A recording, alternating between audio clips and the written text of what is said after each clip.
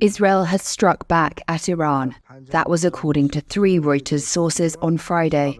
Iranian state media reported explosions near an army base in the central city of Isfahan and said drones were shot down.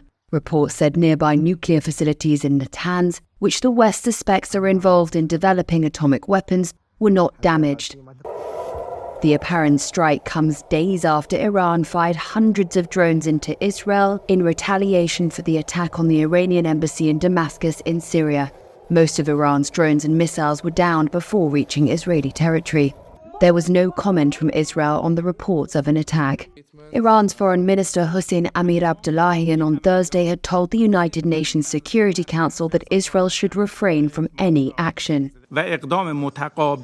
Iran's legitimate defense and countermeasures have been concluded.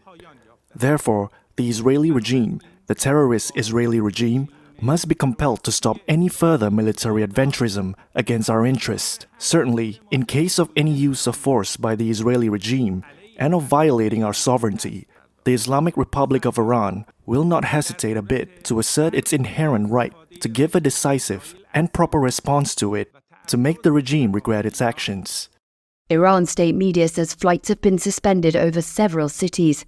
Flight tracking sites showed some airliners making sharp turns away from the country's airspace in the early hours of Friday.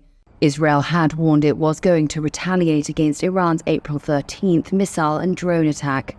Numerous countries had earned restraint, concerned that any retaliation could spark a broader conflict in the region. One Reuters source said the US was notified of the Israeli strike, but not involved.